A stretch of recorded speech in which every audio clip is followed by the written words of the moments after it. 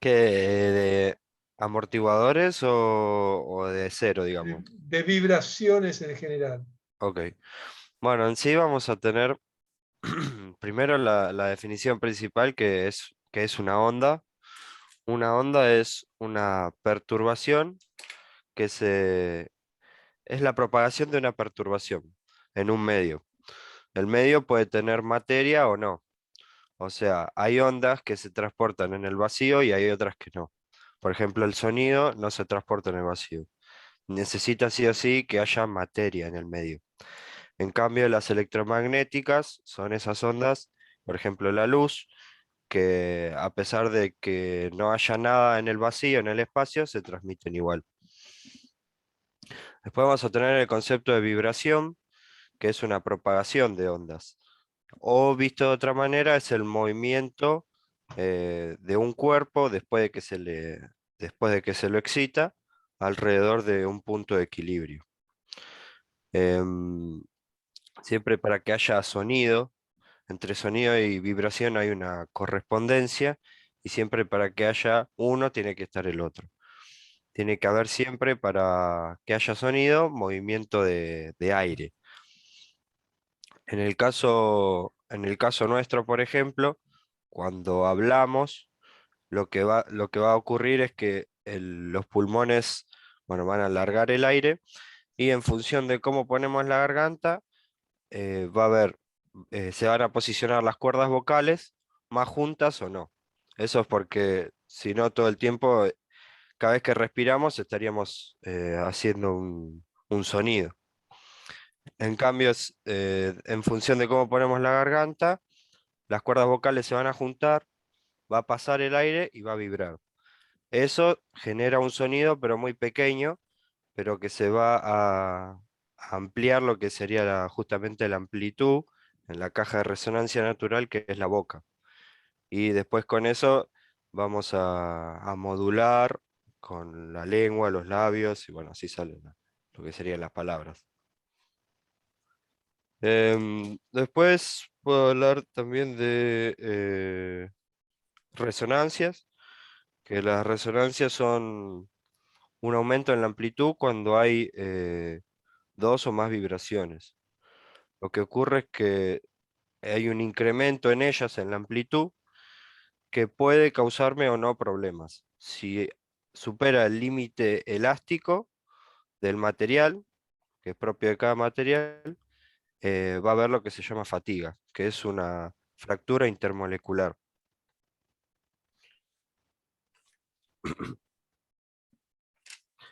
Después vamos a tener también las vibraciones de otro tipo que son torsionales, que van a ser ya en direcciones con trayectorias circulares, se podría decir. Las otras serán las lineales. Esto me va a pasar en lo que sería el eje, por ejemplo, el eje de la hélice. Primero, de un lado vamos a tener el cigüeñal, que no va a tener torques constantes, sino que se van a dar dando en tiempos. Entonces ahí ya vamos a tener un torque variable. Y por el otro, del lado de la hélice, vamos a tener que el empuje que hace perdón, la reacción que hace el agua contra la hélice no es constante tampoco. Entonces, vamos a tener como un movimiento en el eje de ida y vuelta, que es justamente el concepto de vibración, pero a la vez también va a ir girando. Entonces, se va a ir moviendo y girando todo el conjunto a la vez. Justamente para eso hay varios tipos de amortiguadores. Vamos a tener los amortiguadores pendulares, que utilizan el concepto de amortiguadores de masa sincronizada. Eso encontré que así se llaman, profe, lo de la bola en el edificio. Sí, yo no quería darle tantos términos técnicos porque se pierden mucho, lo hacía más doméstico, pero perfecto. Se ve que Eh, estuviste instruyéndote. Sí, profe, justamente como agarré el trabajo este de vibraciones, tuve que meter información de eso. Ah, muy bien, has hecho un excelente resumen. Después lo presento si quieres, la semana que viene o no sé cuándo arrancamos. Sí, sí, sí, sí, lo vamos a armar porque esta es la unidad más complicada de las 8 que tenemos. Está bien, está bien. Por supuesto, vos hiciste un resumen, a esto hay que enriquecerlo Sí, con sí. gráficos y demás, ¿no? Fantástico. ¿Querés agregar algo más? Porque yo tengo más material. No, que solamente que las bolas esas que son obviamente todas calculadas, lo que se va a tratar de hacer es que genere una onda como espejo en relación al movimiento del edificio en el caso de que haya un sismo, ¿no es cierto? Pero eso nomás, profe. Perfecto. Muy bien, muy bien. Vos sos candidato a ser docente en la escuela porque tenés muy buena dicción, armás muy bien las ideas y te expresás bien, así que deberías, pero primero hacer la carrera, después venís a la escuela. Ah, primero te terminar esta, profe, después vemos qué hago. Sí, vos la vas a terminar porque yo ya te veo desde el primer año que te preocupás, que te calentás, que entendés qué estás haciendo. Y poquito a poquito lo van a entender todos. Unos tardan más, unos tardan menos, pero se van dando cuenta que hay que ilustrarse, ¿no? Hay que estar permanentemente activado. Bueno, fantástico. Grande, Vamos a Balbi. seguir. ¿Alguna pregunta, chicos, quieren agregar, quieren comentar? Acá está todo abierto al diálogo, ¿eh? Después está también lo que no me acuerdo si lo nombró o no, la parte de lo que es el amortiguador tipo damper. Sí, eso yo lo di la clase pasada y él lo comentó como los armónicos sincrónicos. A Lo eso no. comentó en la última parte del texto. Bueno, eso sí, ya lo di yo. Profe, los amortiguadores Holzer o Holset, ¿esos es lo que tiene goma en el medio? Sí, ¿Vulcanizada? sí, en realidad ahora tiene silicona. Antiguamente tenía goma y la goma tiene un pequeño problema. Se Se degrada, envejece, ¿no? se degrada Ah, muchísimo. Se Envejece hace porque como... ahí viene un conocimiento extra. La goma es elástica porque tiene gas en los espacios intermoleculares. Mientras tiene gas, cuando se presiona una goma, se presionan sus moléculas y lo que hacen es variar la presión del gas intermolecular. Ahora, si yo dejo la goma expuesta al sol o a ambientes que están contaminados de forma química, se va a degradar toda esa contextura gaseosa y se va a poner se seca. sólida y entonces se va exactamente, se va a producir eso que llamamos que se secó la goma y en ese momento pierde sus propiedades y se hace quebradiza. Por eso la goma tiene muchas limitaciones por su vejez. En cambio, la silicona teóricamente es eterna. En realidad tampoco lo es, pero su capacidad de flexión es superior a la del caucho. Claro, porque es inyectada, ¿no, profe? ¿Perdón? Porque es inyectada, ¿no? Entonces es algo como macizo, no tiene gas entre las moléculas. Sí tiene también gas entre las moléculas. Lo que pasa es que son otras cantidades de gas y otras formas. Tiene una cadena de formación un poco distinta al caucho. El caucho, Mm, diríamos, es más exagerado para tener cosas adentro. Porque para que sea flexible tiene que haber algo, ¿no? Ah. Se claro. acerca más a un sólido. Profe, una pregunta. Sí, A partir de esto, lo que usted dijo, los materiales, ¿tienen un tipo de, hay alguna forma de calcular el tiempo que puede durar un metal dentro de los parámetros, por ejemplo, que nosotros hablamos dentro de los límites de elasticidad, pero usted también habló la clase pasada que los resortes de válvula también se gastaban, aunque se manejan dentro de los límites por eso, de... de ese tema iba a tocar nuevamente hoy. Perdón. La existencia de los materiales todos, si no tienen una acción externa, son eternos. Se encuentran cuchillos y piezas metálicas y cerámica de hace miles de años, 2000 años, 3000 años. Las tumbas de los faraones tienen 5000 años, está todo perfecto. Mientras no tenga la agresión de contaminantes externos, los materiales no sufren nada, están equilibrados. La humedad, la presión, la flexión es la que le va generando condiciones que los destruye, que le va agotando sus capacidades. Lobos me habías preguntado, ¿no? No, Vergara, profesor. Profesor, Vergara. se me tilda el Zoom. Voy a ver si puedo abrirlo con la aplicación. ¿Qué decía Matías? No, se me está tildando el Zoom, no sé por qué. Se congela la imagen. Y es porque hay poca línea, poca señal en la línea. A mí me suele pasar acá también. Cuando varios nos conectamos en el edificio, estamos en problema. Porque acá hay varios que trabajan con el Zoom. Mi vecina de abajo, una vecina de atrás, y otra del cuarto, todos trabajan con el Zoom. Y cuando estamos todos juntos es un despelote. Sí, igual se escucha bien, pero se tilda nomás el video. No, cuando pedimos cámara ya los recursos son más necesarios, más exigidos y empiezan a faltar. Para eso Claro. habría que pagar para tener otro recurso y tener más velocidad ¿Tiene por telecentro, por lo que sea. ¿Tiene muchos pisos donde vive, profe? ¿Mucho? Muchos pisos. No te escucho. Así, arrimate el micrófono. Que me Si sale... tiene muchos pisos, el edificio No, donde 7 vive. pisos. 7 pisos. Pero no llega por la altura, llega por los cables la onda. Llega por telecentro, no es aéreo. El problema es que Telecentro tiene una fuente de alimentación de este piso afuera, en la calle, un magnetón. A este edificio hay varios más. Y cuando todos recurren, agotan la capacidad del ampliador de este magnetón. Ese magnetón es un aparato que aumenta la señal que viene por los cables y la eleva. Y ese está con limitaciones porque consume energía eléctrica. A veces esas cajas suelen estar adentro. Por ejemplo, Cablevisión la tiene adentro del edificio.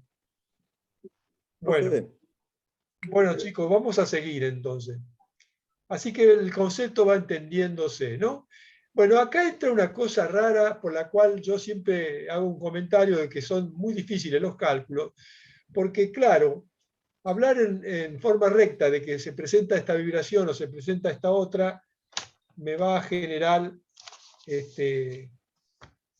una onda resultante.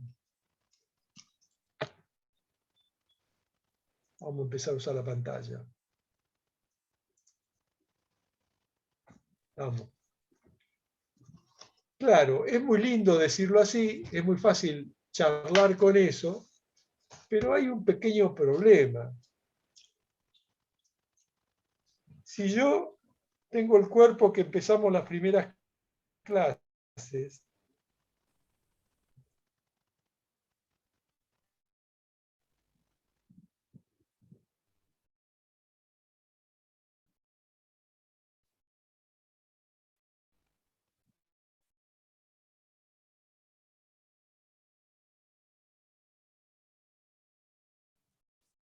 Hola, ¿me escuchan?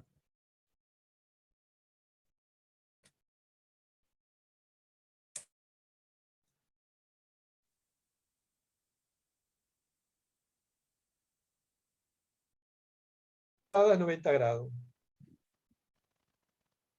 ¿Qué pasa si lo empujo por una parte inclinada, torcida, por cualquier lado? Ah, ahora es diferente, porque ahora no me va a resultar. Esto es lo que ha traído un gran inconveniente, porque es muy difícil saber desde dónde vienen las ondas. Es lo mismo que yo dijera que tiro esa piedra en el agua, ¿se acuerdan? Sí, profe. Y era muy lindo explicar esto, la onda que vemos en corte es esta. Ahora, ¿qué pasa si tiro una piedra del otro lado? Simultáneamente. Acá voy a tener un choque de ondas. Claro. ¿Puede ser, profe, que se llamaba nodo de vibraciones? Sí, cuando se juntan varias vibraciones se llama nodo. Va a ocurrir un desplazamiento molecular. Va a haber en desplazamiento no, las moléculas dijimos que no se desplazan. Va a haber una transmisión de energía entre las moléculas que van a chocar. Entonces, si tengo esas dos que chocan, ya tengo una complicación. El hacer la expresión de las ondas, esta famosa, ya va a ser complicado porque no son en el mismo sistema, vienen de otro sistema por el costado y yo tendría que ver qué pasa en esa unión entre las dos y generar lo que me está pasando ahí. O sea, se van a producir una serie de circunstancias de acuerdo a las excitaciones permanentes de todos los ángulos que van a aparecer. Esto es lo que complica el estudio de las vibraciones. Por eso, a esta altura del partido,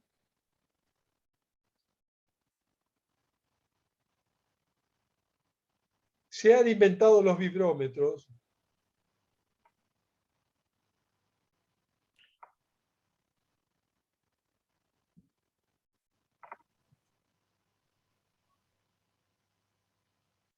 que son unos aparatitos que pueden medir la vibración en el lugar donde más se experimenta. Y eso queda generalmente vinculado a la parte sensitiva del ser humano.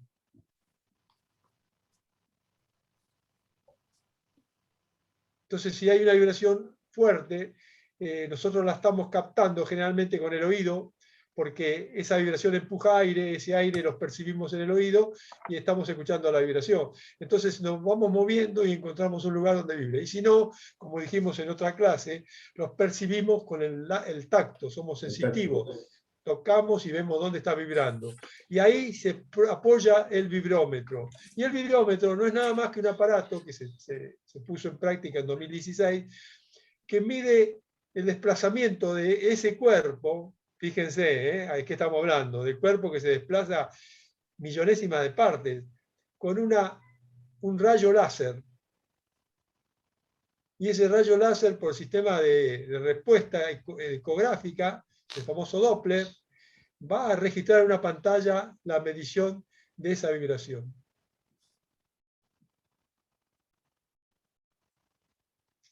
Les ha tocado nacer en una época maravillosa de inventos hermosos para poder hacer experiencias. Eso no existía antiguamente. Bueno, les digo más, de las vibraciones hace 30 años no se hablaba nada ni se sabía nada. O se sabía, pero no se hacían demasiadas cosas. Yo en el año 60, 66, 67 vi las primeras charlas de vibraciones. Ahí se estudiaba un poco, pero no se aplicaba mucho a los motores. Eso es lo del estudio, profe, lo del ecodoppler.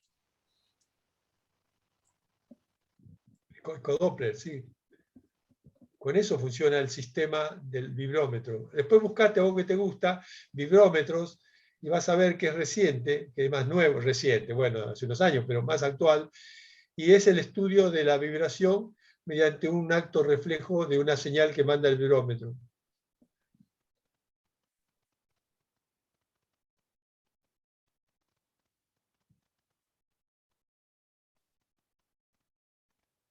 Eso sirve porque, por ejemplo, yo lo vi por primera vez aplicado a un vibrómetro hace ya como 30 años, cuando Brown Boveri buscó la forma de anticipar la destrucción de los rulemanes de sus turbinas, de los turbosoplantes. Entonces venía con un aparatito, lo ponía en la tapa del lado de donde estaba el rulemán y escuchaba. Ellos lo que querían saber si el ruido era bueno o malo para ver si ese cojinete estaba por terminar. Y tenía un cuadro donde se veía en una pantallita la curva de la vibración del cojinete, que en ese entonces no sé cómo diablos lo hacían porque hacía una curva recta y después la que tiraba la máquina. Y ahí decía, bueno, estamos en crisis. Eso realmente cómo lo interpretaban la pantalla. Estamos hablando de una época hace muchos años, hace casi 40 años.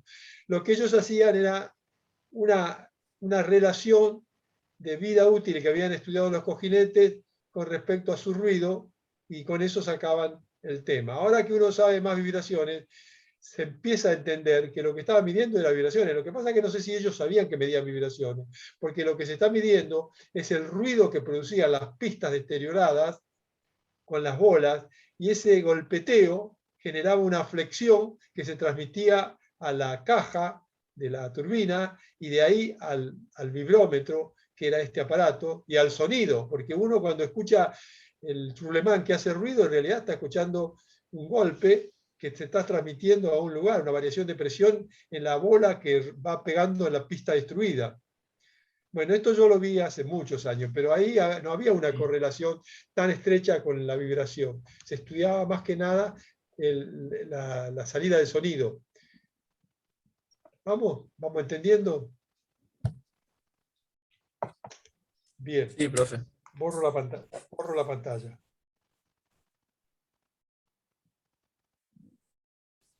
¿Estamos hasta acá, chicos? ¿Alguna pregunta? Sí, profe.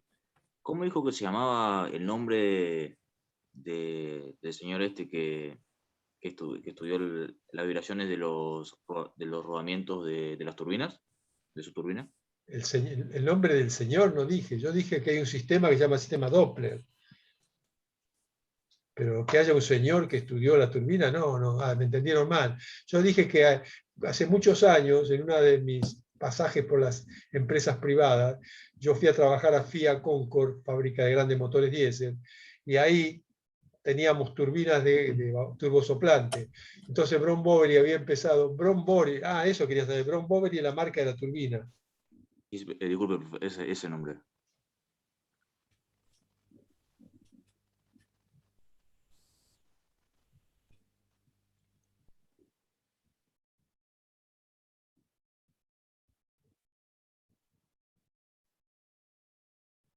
Brown Boveri.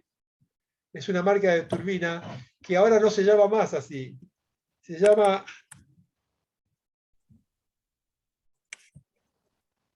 ABB.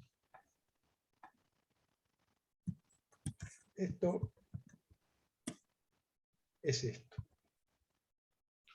Ustedes cuando estén a bordo van a encontrar turbina ABB. Y ahora sigue cambiando porque le dan licencia a Mitsubishi, a Yanmar, y ahora aparecen combinaciones de letras con la palabra Yanmar o con las chinas.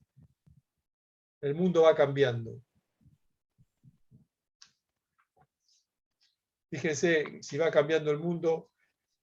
Había en Estados Unidos una ciudad muy importante, que era Chicago, que está pegado a los lagos, a los 5 lagos grandes en Estados Unidos, era la capital del automóvil.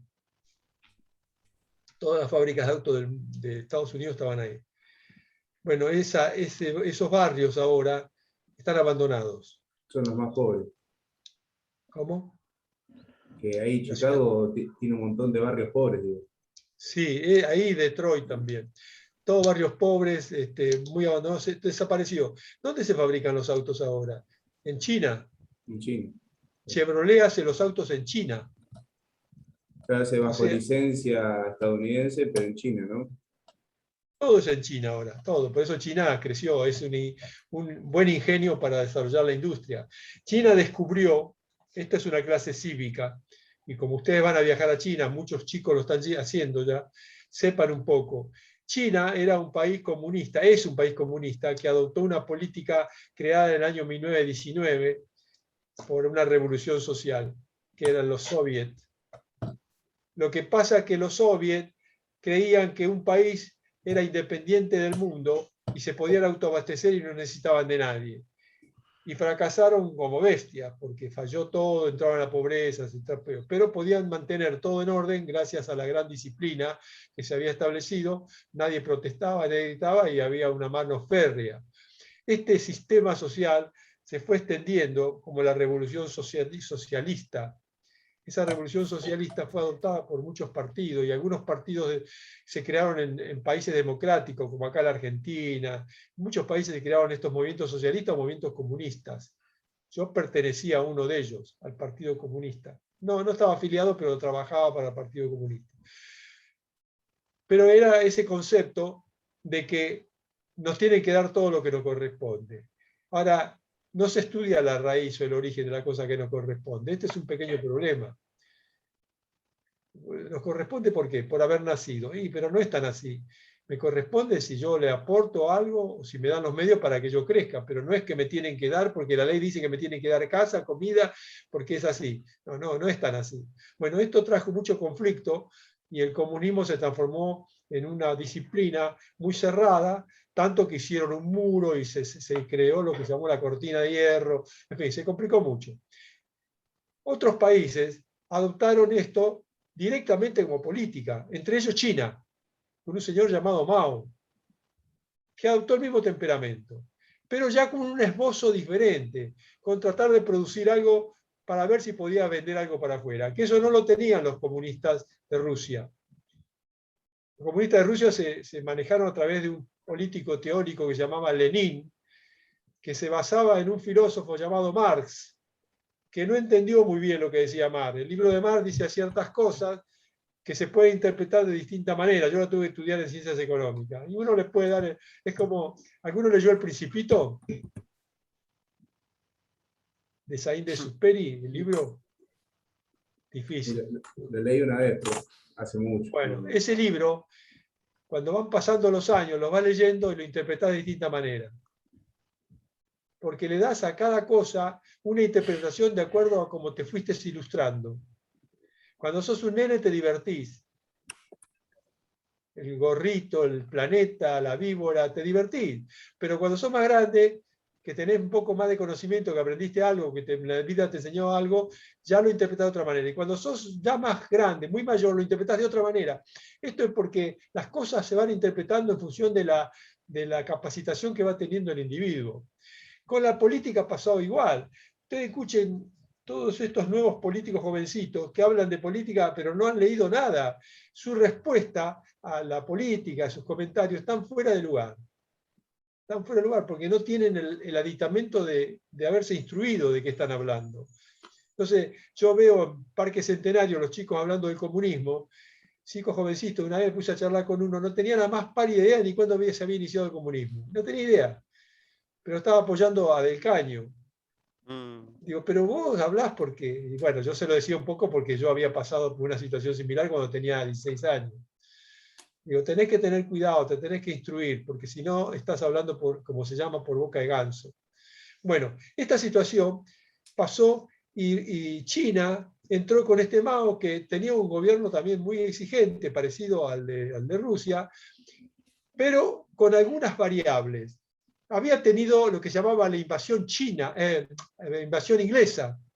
China había estado invadida por los ingleses, por los alemanes, habían tenido unas cuantas situaciones de invasiones en la época de 1400, 1500, 1600, y habían sido víctimas de esto, por lo tanto tenían dos cosas para considerar, unas a favor y otra en contra. En contra porque sus bienes y sus riquezas eran explotados por estos sistemas capitalistas que no se llamaban así. Se llamaban explotadores o colonizadores. Pero la que estaba a favor es que habían aprendido cosas. Que en los cierres comunistas no se aprendía nada, había que robar información. Los rusos se mandaban espías para tomar información. El aprender cosas le fue creando otro tipo de idea. Y algunos lugares siguieron quedando como dominios extranjeros, como Hong Kong. Hong Kong siguió muchos años dependiente de Inglaterra y prosperó de una forma impresionante, siendo parte de China. Lo que pasa es que tenía un permiso de explotación de 99 años que venció hace 10 años. Y hace 10 años tenía que pasar a la mano china. Sin embargo, los gobiernos que sucedieron a Mao fueron más observadores de esta realidad y comprobaron que lo que hacía Hong Kong era piola. Tenía un sistema capitalista, lo subieron adentro de su propio país y adoptaron todos los mecanismos de Hong Kong, pero con gobierno comunista. Y eso hizo el desproporcionado crecimiento de China. China es impresionante lo que ha crecido, especialmente en estos últimos 10 años. Es una potencia mundial. Las creatividades de obras públicas son infernales, trenes de alta velocidad por todo el país, trenes con suspensión eléctrica, los generadores eólicos, los ómnibus. Cuando yo estuve en China había una playa de ómnibus eléctricos, ómnibus articulados como tenemos acá, pero eléctricos. Tenía en una playa, una ciudad, 3.000 ómnibus de esos. Y estoy hablando de años atrás. O sea, tomaron todo a una velocidad y un desarrollo impresionante. Y hoy día China es el país que tiene mayor cantidad de coches de alta gama en el mundo. Pero eso por la mano de obra barata, ¿no, profe? Siempre se destacó. No, eso empezó con la mano de obra barata. Hoy no, hoy China tiene todas las cargas sociales de cualquier país. Tienen obra social, tienen vacaciones, tienen de todo, no te das cuenta. Vos vas a China, es un país capitalista de última generación, pero de última generación, los subterráneos, toda la gente tiene plata en el bolsillo, compra, manda a los chicos a los colegios pagos, compran auto de última gama, es lo último. Lo único que le quedó del comunismo es el gobierno. Tiene un solo partido. Y a no discutir. Y ¿No claro, le ahí, sorprende más Japón? no, está mejor que Japón. Japón lo ¿Ah, que sí? tenía era la calidad y China copió a Japón. El país de más alta calidad de Asia es Japón, porque Japón aprovechó a probar. Japón cuando salió de la Segunda Guerra Mundial estaba la lona. ¿Y qué hizo? Mandó gente a todo el mundo a ver qué necesitaban. Porque Japón era un país industrial, pero pequeño. Pequeño no tan pequeño, era cuarta potencia mundial de fabricación, pero después de la guerra quedó en bola porque la bombardearon, no quedó nada. Claro. Entonces fue a ver qué hacía y mandó de Relaciones Exteriores, que sería un ministerio, mandó gente que estaba asociada con la Cámara de la Producción o el Ministerio de la Producción, a todo el mundo, vinieron a la Argentina también, a buscar qué necesitaba cada país. Y entonces, por ejemplo, el caso de Argentina decía, necesitaban desarrollo ferroviario, que nosotros vamos a hacer vagones, y nos ofrecieron vagones. ¿Qué hicieron? A una fábrica que llamaba Hitachi, que hacía motos, le dijeron, ustedes van a hacer vagones. Pero pero nada, ustedes van a hacer vagones. Entonces pidieron que la Argentina dijera qué tipo de vagones quería, hicieron los modelos y nos vendieron más o menos 3.000 vagones de ferrocarril Hitachi y Toshiba también. Está Y así bien. hicieron los japoneses. O sea, crearon lo que hacía falta en el mundo y empezaron a alargar. Al principio las cosas japonesas eran una porquería. En el año 60, 61, 62 yo iba a Estados Unidos y los japoneses había sido visto malo, pero empezaba a pegar el salto. Empezaba a aparecer National, Sony, Panasonic, y decía, bueno, Samsung. esto está viniendo mejor. Hoy día son las marcas de mejor calidad de sonido. ¿Qué hizo China? Fue a ver qué país exigía la mejor calidad y la copió. ¿Y cuál era el país que más calidad ponía en sus construcciones? Inglaterra. Inglaterra. Inglaterra tenía un sistema de control total. O sea, cuando hacía un auto, que era Rolls Royce, por ejemplo, o las turbinas, después, pasaba por la inspección todos los componentes de todos los autos, todos los resortes de todo un auto, todos los tornillos de todo un auto. O sea, era un sistema muy complejo porque Estados Unidos hacía la calidad por representación, o sea, por toma de muestra. Si se hacían tornillos, se hacían 1.000.000 de tornillos, hacía grupos de inspección, sacaba de distintos montones un poco de tornillo, de cada grupo sacaba otro poco y llegaba finalmente a 10 grupitos representativos de la masa y hacía la Claro. inspección, Hay muchos identificando dónde lugares había que todavía lo usan, profe, eso puede ser. ¿Perdón? Que hay muchos lugares que todavía usan ese método.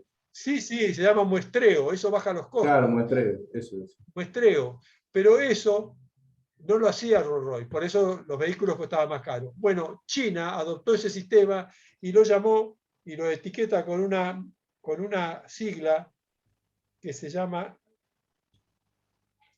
calidad total. Total Quality. La T de Total y la Q de Quality.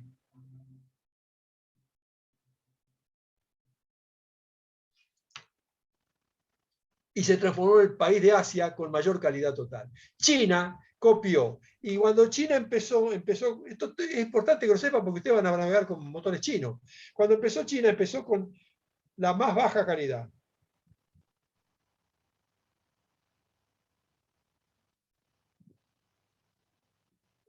Hacía lo que sea Baratielli, se hacía pelota. Pero después se dio cuenta que había que mejorar eso. Entonces puso esa misma más algún requerimiento. Para lo cual ya empezaban algunos que le decían, no, pero no me lo haga de ese acero, hacer un mejor acero, pero seguía haciendo cosas que hacía China. Y después le agregó la alta calidad china. Ya le agregó lo máximo de calidad china. Y después le agregó trabajar con licencia de las empresas que le encargaban. Entre ellas, que le va a sonar el nombre raro, ¿qué es esa sigla?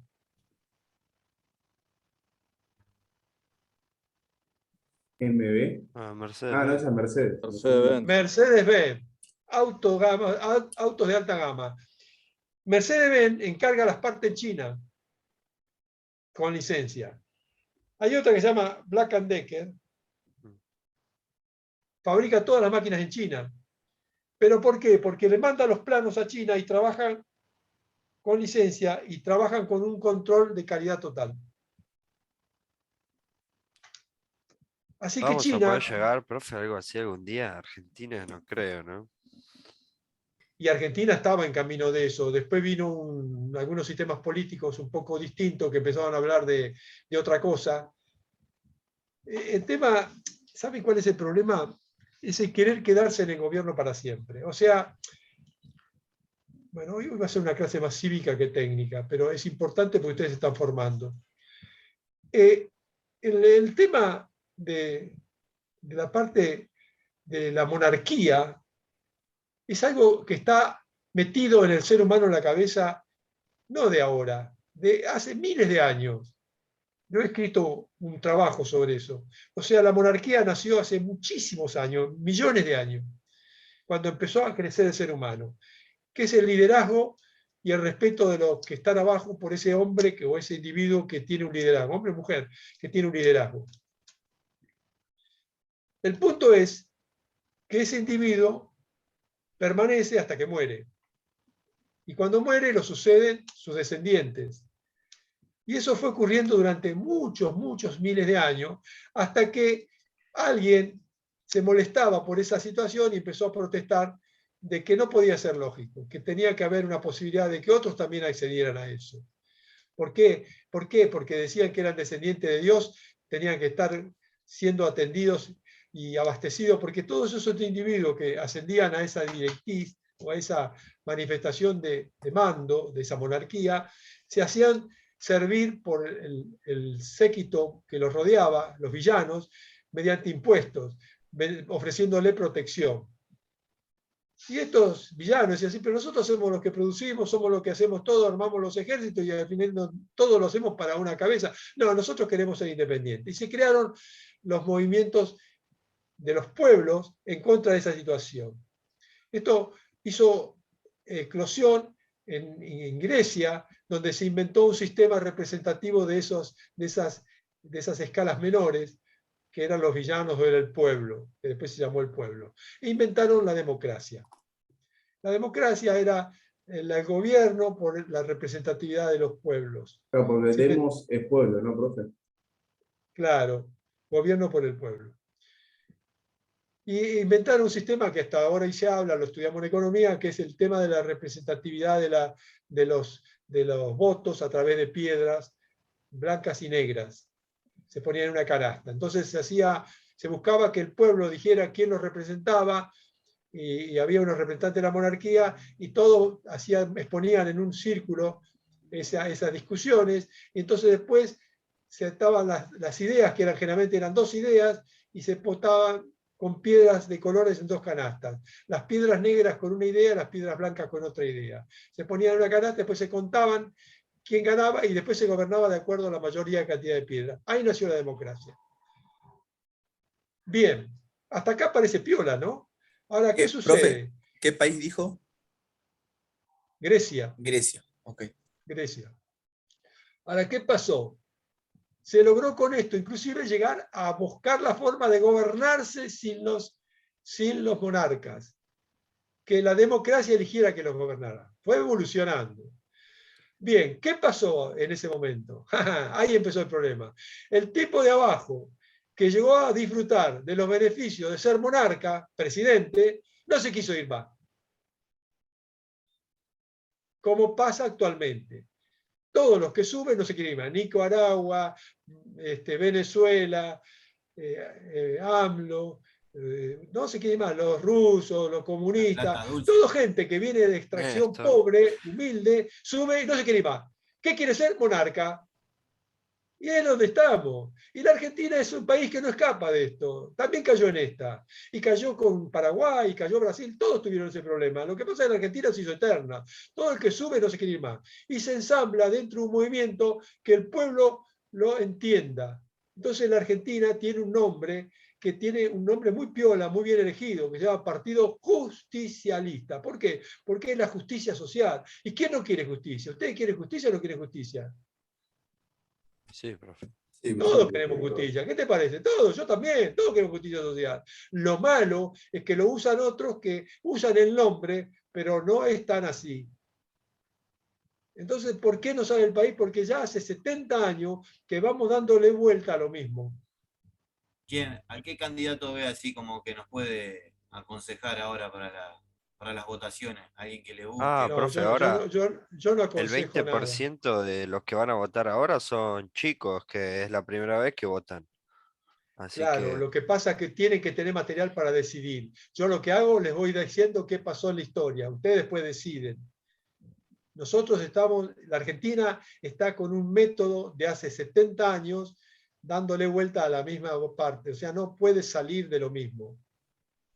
Usted réstele a 1921, a 2021, 70 años y puede sacar cuándo se inicia esto. Hay una frase, profe, que dice, hacen la ley a la medida de su trampa. Buena esa frase. Sí, después ya los políticos se transformaron en gente que, salvo algunos países que no son así, lo transformaron en una idea de conseguir beneficio. Por ejemplo, ¿por qué se quiere ser político, diputado, senador? Porque tienen una pensión vitalicia, así pasaran 2 años como diputado y después lo reeligen, ya quedan una pensión vitalicia con el sueldo actualizado al momento en que se jubilaron. O sea, quiere decir que si yo me jubilo hoy de diputado porque pasé 2 años, voy a tener un sueldo de 300.000 pesos. Estos Claro. 300.000 pesos sigue siendo así hasta el final. No, cuando yo dentro de 7 años, 8 años, tengo que ir a cobrar la pensión, va a estar actualizada de acuerdo a los sueldos del diputado del momento, dentro de 8 años. Claro, O eso sea, pasó tiene con una esos pensión. presidentes que estuvieron en re pocos días acá en Argentina, que cobran un sueldo de presidente, jubilación de presidente. Bueno, por eso, en este método, a todo el mundo le interesa. Por eso yo encontré ahora en la fórmula tantos chicos jóvenes, porque es una ganga, es fantástico, y no tengo nada que hacer, y no me obligan a nada, y tengo un montón de derechos. Esto lo descubrí yo cuando estudiaba una materia que se llamaba instrucción cívica en el colegio. Decía, qué bárbaro que es esto. Te nombran, si lográs que te nombren, ya está, zafaste para toda tu vida. Con razón, la Mole Moli quiere ser diputada ahora. Qué No te desastre. entendí. La Mole Moli, ¿viste el boxeador? Todos, hay todas, Ese, ¿quieren? Hay un chicas que montón de gente que trabajan, quiere. Cintia Fernández creo que también. artistas, todos estos chicos artistas de medio pelo, todo, que Ah, ustedes el le hablan de cantante política, ese, de La Matanza. pero hay Brian montones Lancelota.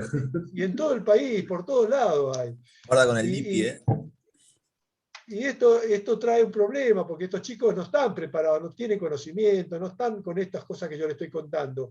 Entonces, lo único que entran es para tener esa gana. Y después si le dan posibilidad hablan, y muchos diputados no hablan jamás en el Congreso, votan nada más. Porque dice, ¿qué tengo que votar? Esto, votá, que te vota, se llama que pertenecen al bloque. Y en el bloque hay Claro. uno que habla y hay 7, 8 que no hacen nada, que van a asistir nada más para dar voto. Bueno, esto es política, esto es la democracia.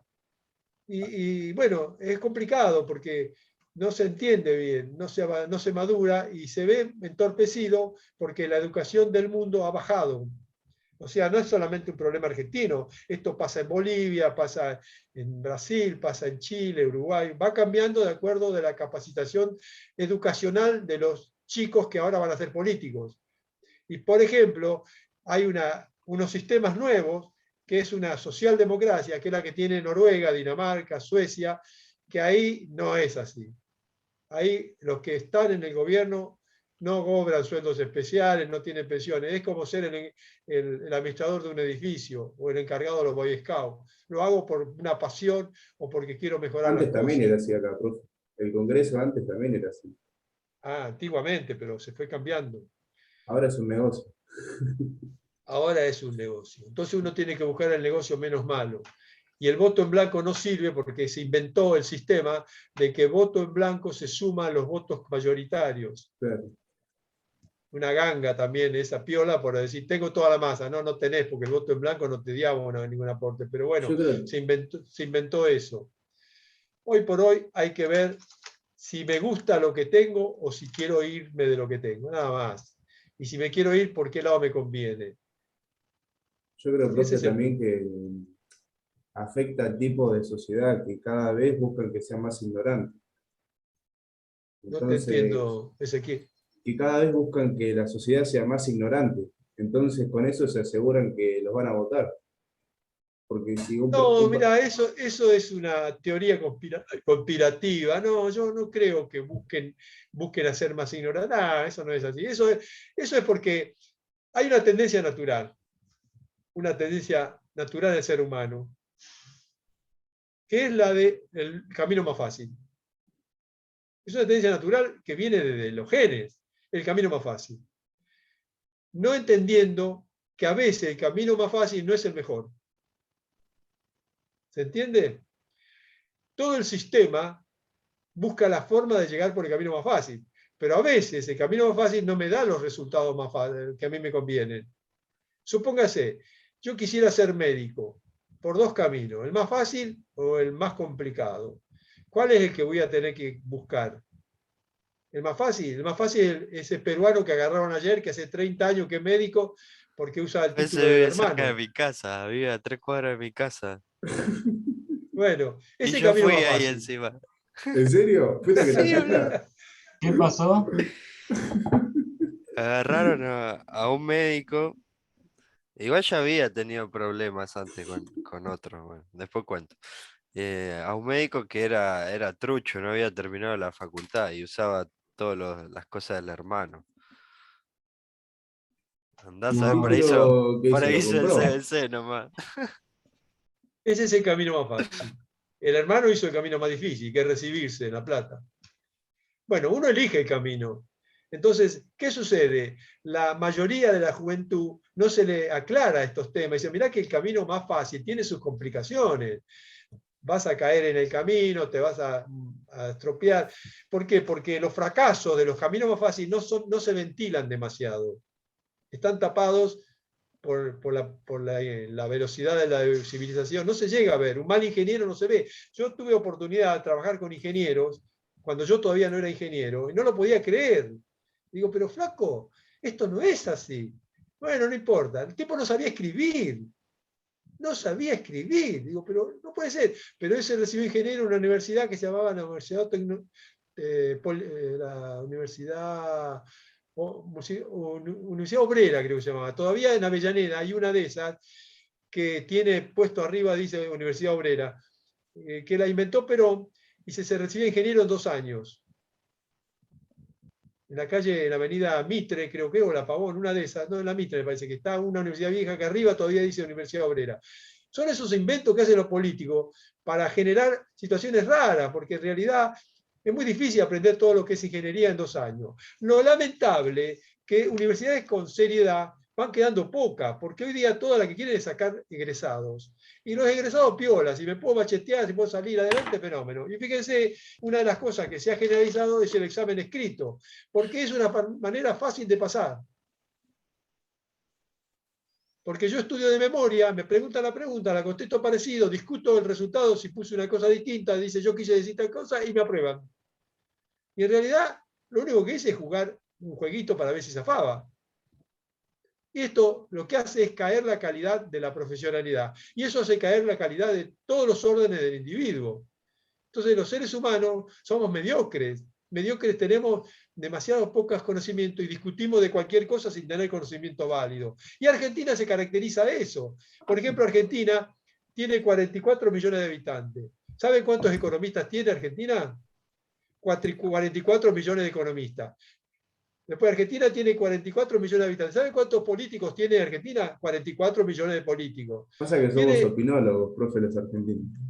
todos sabemos de todo, porque leímos un Licenciado en aviso en el casi diario. todo. Y si no sabemos casi todo, decimos, no, pero eso que vos decís no es así porque es así. ¿Y por qué? Porque me lo dijo un muchacho que sabe. ¿Usted dice que en otros Es países así. no es así, profe? No, ahora se generalizó. Argentina exportó esto. Argentina fue Pero exportador de todo esto. antiguamente se notaba más la diferencia, digamos, con Oh, era Argentina y... impresionante. Argentina era famosa. Nosotros íbamos por el mundo y decía, ya se ve que son argentinos. ¿Por qué? Por los fanfarrones. Así nos decían. Se llegaba a Inglaterra, estaba en un bar y decía, mira, ahí entró un argentino. Porque no ves como se desplaza como si fuera el rey. Éramos súper capos. Para colmo vino Fangio y se transformó en el mejor del mundo y empezó a aparecer tipos así. Y bueno, nosotros decimos Fangio, argentino, como yo argentino, yo Fangio, no, lo mismo. Entonces había tipos que decían, mirá, este tipo está en la NASA, se estudió en la UBA. La UBA, donde estoy yo. ¡Ja! Fíjate, él está en la NASA y yo soy de la UBA, soy lo mismo. Por seña, lo mismo. Minga lo mismo. Había un ingeniero alemán que trabajaba conmigo, que vino acá a hacer unos cursos, no unos cursos, vino con un trabajo que teníamos unos trenes con los acoplamientos alemanes. Y un día en una charla que vino a mi casa, que estábamos comiendo, me dice, medio en el idioma de él, ustedes son unos falsos ingenieros. Me dice, no, pará, yo no era ingeniero todavía, yo no soy ingeniero. Bueno, los ingenieros argentinos son todos falsos ingenieros. Digo, ¿por qué decís eso? Porque dicen que son ingenieros, pero no saben nada. Y él trabajaba con un montón de ingenieros de la UBA en IFIA para los sistemas ferroviarios. Y es verdad, porque yo después trabajé con ingenieros, muchísimos ingenieros, en ferrocarriles argentinos, y cuando hablábamos en las reuniones que teníamos, digo, pero flaco, no es así, estás equivocado. Bueno, este es un problema de los que son fácil pasar. Fácil pasar. Hace poco yo estaba de novio con una licenciada en psicología y el hermano era ingeniero. Y el hermano era un buen ingeniero, buen tipo, estudioso, pero no era de acá, del Chaco. Y un día me dice, ¿qué hacen los maquinistas navales? Y yo le conté lo que hacían los maquinistas navales. Y me dijo, no puede ser, todo eso, sí, todo eso, pero es un montón. Digo, sí, es un montón. Dice, ¿tenés alguna carpeta? Y le mostré una carpeta de pilotines. Se quedó helado. Se quedó helado. No puedo creer. En un momento me dice, ¿pero ustedes hacen de todo? ¿Eh? ¿Cómo esto? ¿Y qué querés? En un buque no podemos escaparle. Tenemos que ser electricista, mecánico, especialista en aire acondicionado, especialista en cámara frigorífica, en cadena, guinche, en achique, sacar mierda del buque, arreglar la cocina, los ventiladores, despatapar los baños. Pero sí, o sea, ustedes ven todas las disciplinas y siempre vigente todas. No es como un ingeniero que se recibe en la facultad y después dice, bueno, la vez pasada me llama uno que lo había recibido junto y me dice, che, flaco, ¿te acordás cuáles eran las condiciones de sonido que teníamos para tolerancia para poner un aire acondicionado en un edificio? Y digo, sí, vos también lo estudiaste conmigo, ¿cómo no te acordás? No, no me acuerdo un carajo. Le digo, bueno, esto es lo que pasa cuando uno estudia para pasar. Este es el problema. Nosotros tenemos que estudiar para saber, para tener... Bueno, este problema es argentino. Desgraciadamente es así. Yo preparé chicos para arquitectura y no podía creer que se recibieron en matemáticas y saber matemáticas. Y ustedes pueden decir, no puedo creer. Y bueno, la matemática que ve un ingeniero es similar a la que vemos nosotros. Bueno, este es un problema de lo que crea esa casta social de profesionales no profesionales. Ahora, ¿el gobierno prepara eso? ¿Los políticos quieren eso? No. El gobierno hace las cosas fáciles, nada más. La quieren fácil. Entonces llega un chico que no tiene ningún estudio al Congreso y dice, bueno, los sistemas educacionales tienen que ser así, con exámenes orales, con exámenes a los profesores. Dice, no, ¿qué exámenes orales? ¿Qué a los profesores? No, nada de eso. Entonces después hacen fuerza con los gremios, no, exámenes a los profesores no se toma. Y tenemos una cantidad de profesores que, Dios mío, habría que bajarlo a primario. Entonces, ¿se busca así? No busca así. Es que el que maneja las leyes es una persona que no tiene la capacitación adecuada para manejar las leyes. Pero como la Constitución Nacional dice que cualquier individuo que tenga uso de razón, que tenga mayor de 18 años, puede ser presidente, y todo queda encaminado hacia ese nivel. ¿Se dan cuenta cómo es la historia de la política? Y después está ¿Alguna Kicillof pregunta? que dice, pudió. Bueno, Kicillof en un discurso, yo lo escuché, dijo, yo no estudié nunca de ningún libro en la facultad. Ya veo. Y bueno, porque si uno rinde escrito es fácil. Estudiar para el examen. ¿O no? ¿Te acordás? Tenés el machete de las que van a hacer la pregunta. Estudiar para el examen y ya está. Listo. Y por ejemplo, él es el que hizo la Primero se hizo la privatización de YPF y después se hizo la nacionalización de YPF. Y con eso perdimos algo así como 80.000 millones de dólares. ¿Quién lo hizo eso? Kicillof. Pensar que ese tipo negoció con los fondos buitre, que decían que era el mejor para negociar, los no sé qué. Mirá, el tipo, Porque Kicillof cree que él sabe mucho porque era inteligente. Esto es un tema muy complicado porque entra en un campo que se llama la psicología, que se llama la mediocridad. Ustedes busquen mediocridad, busquen estupidez. Yo les sugiero, porque es muy interesante, yo me instruyo permanentemente sobre esto. Van a ver el mediocre, el estúpido, el narcisismo, aquel que cree que los límites son los que él conoce, que no hay otros. Y este es un problema. Este es un problema. Porque si uno de esos llega al gobierno, estamos en un problema. La gente tiene que tener capacidad para entender que hay otras cosas y que el mundo no termina en lo que uno sabe. Y el argentino peca en creer que el mundo es el que sabe y discute cualquier cosa. Yo veo que hay gente que discute sobre cómo es la economía en China. Yo, además de ser economista, estuve en China y además me voy instruyendo permanentemente sobre la economía en China. Y después cuando tenemos reuniones con algunos, me discuten la economía china. Digo, pero ¿qué sabes vos de la economía china? No, porque es así, porque lo leí en el diario. ¿Y eso qué te quiere decir? La economía china tiene programas de estudio, hay programación de Estados Unidos, hay consultoras que estudian la economía china. Yo me abastezco de esa información, de consultoras norteamericanas que estudian la economía china. Es impresionante. Es impresionante decir, bueno, esto es lo que tenía que hacer la ser humano, estudiar todo. Yo no puedo entender, como teniendo la biblioteca que tenemos ahora, que es Google, que nos da tanto material para investigar, no haya gente que tenga curiosidad de investigarla. Veo que ustedes, algunos sí, por lo menos Balbi la investiga, veo que investiga. Y Toldi la vez pasada también vi que se metió a ver las cosas que yo sugería. Esto tiene que ser una curiosidad permanente. Flores también, son los que yo sé que se meten a investigar. Es impresionante lo que nos brinda. Y cuando uno empieza a entender los motores de búsqueda, no se dan idea a lo que se llega. Y si tienen posibilidad de hablar un poco un idioma, también. Ahora facilitado, porque si ustedes tienen una computadora, lo hacen con la computadora, ustedes ponen Google con traductor y traduce casi todo lo que hay en el mundo. Una maravilla, eso yo no lo tenía en mi época, una maravilla. Puedo abrir páginas en polaco y las leo en español. sí, o descargar manuales, muchas cosas que capaz que si uno las busca, digamos, por, no sé, un conocido o algo así, no las consigue.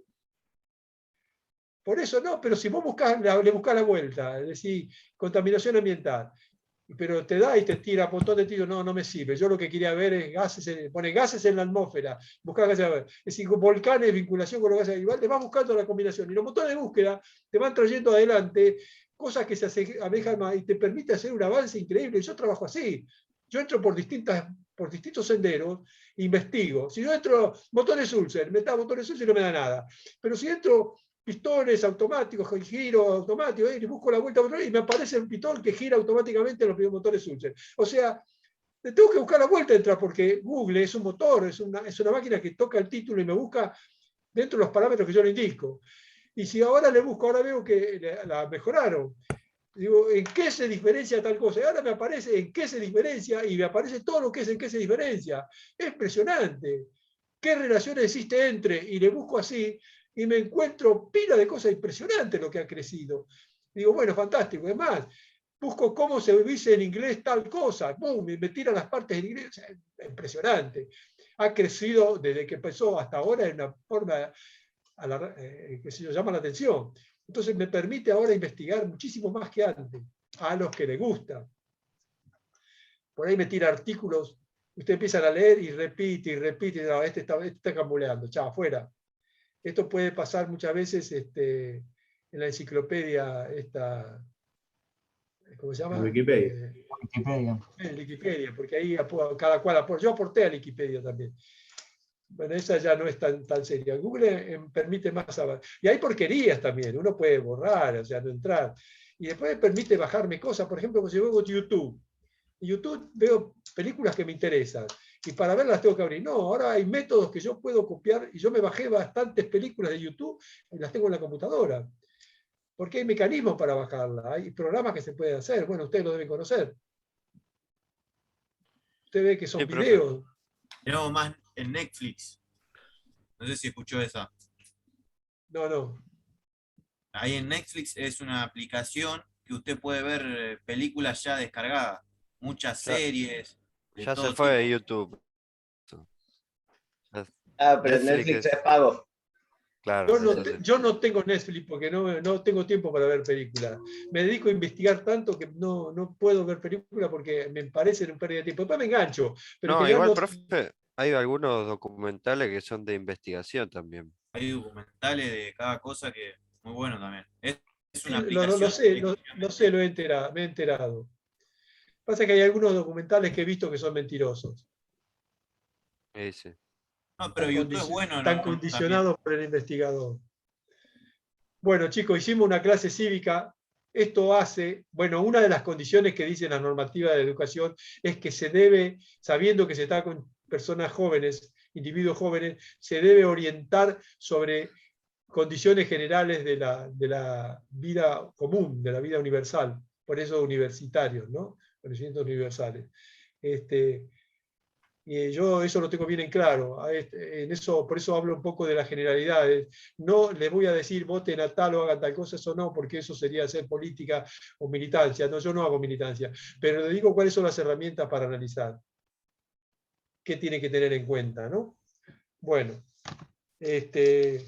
hoy hablamos de esto, otro día podemos hablar de cómo es la conducta humana del hombre para el contrato con los pares, porque ustedes van a hacer una vida de convivencia que no la hacen el resto de los profesionales. Ustedes van a convivir con otros profesionales en todo el tiempo, todos los días de la semana, comer, charlar, conversar, todo el tiempo van a estar siempre muchos días, muchos meses juntos, y eso trae un tema de convivencia que normalmente no se da, antiguamente se daba en la escuela, no se da más, pero que yo no lo olvido y creo que tienen que saberlo. Normas de conducta, o sea, no meterse el dedo a la nariz mientras están en la mesa, cosas así, cómo comer, cómo sentarse, ¿para qué? Para buscar normas de convivencia, hacerlas todos dentro de un sistema común. ¿Estamos? Pero eso lo Sí, vamos a ver en otra oportunidad. Vamos a seguir con este tema. Esto ya está, nos derivó el tema de China haciendo la calidad, el control de calidad, y esto es lo que pasa con el famoso control de calidad. Bien, una de las cosas que se rompen con las vibraciones son los resortes. ¿Y por qué se rompen los resortes? Por dos fallas. Falla de calidad y envejecimiento. La falla de calidad sería porque los resortes se hacen por muestreo y en los muestreos, como son por muestras, se le da la calidad a todo el grupo y a lo mejor se va a alguno fallado y falla. Pero hay otros que están tomados y se han probado y están bien y se rompen. Por ejemplo, los inyectores de la bomba de inyección. Ustedes vieron que la bomba de inyección tiene la famosa valvulita de retención que tiene un resortito arriba.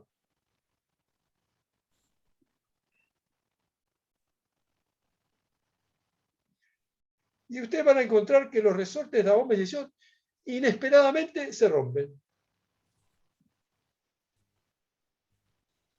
Dice, pero ¿cómo puede ser que se me rompa este resorte si hace años que está en este motor? ¿Cómo se va a romper? ¿Qué sucede? Hay un tema en las vibraciones que hay que tener en cuenta. Yo tengo una vibración que me produce el motor en su funcionamiento. Pero además está la normal de los fierros que están adentro. O sea, la natural más la que tiene excitado me crea una resultante.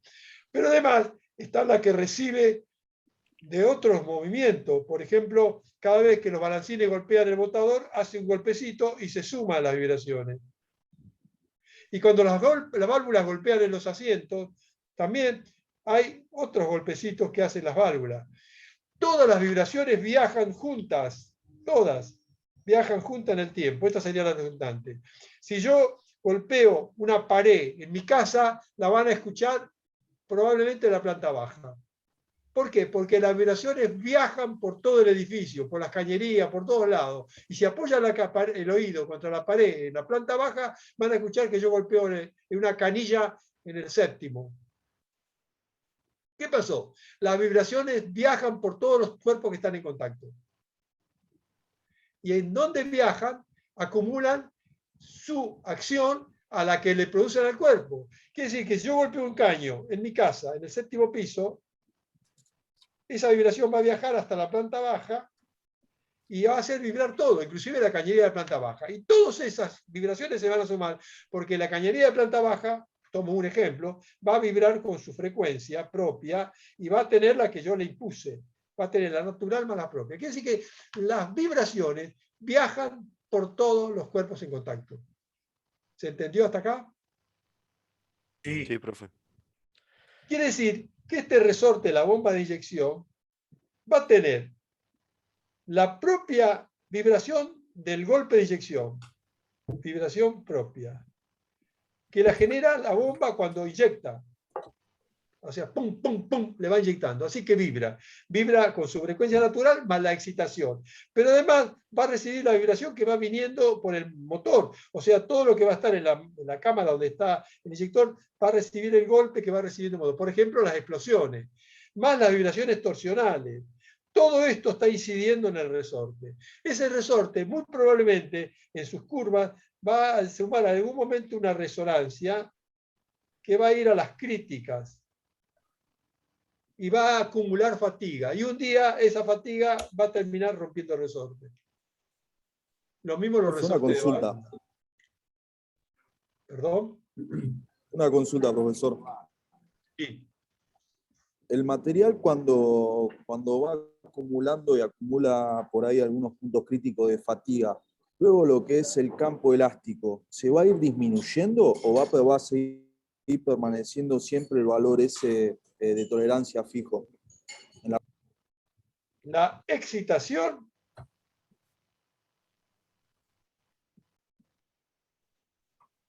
no cambia porque el material se haya fatigado. No cambia. La excitación está presente siempre. La fatiga cambia la condición del material. La parte sana del material, suponemos que se rajó la mitad, sigue siendo afectada con la misma vibración. Y la parte vieja sigue siendo afectada generándole mayor cantidad de fatiga. Para que se entienda.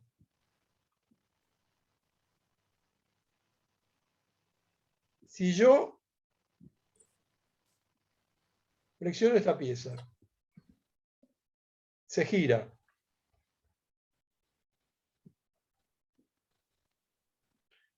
La suelto, vuelve, gira. En ese ida y vuelta me va haciendo un accionar en todo el cuerpo hasta generarme primera rotura molecular. Estoy exagerando, ni se ve. Ya le dije que era 1 milímetro dividido 2-3 millones.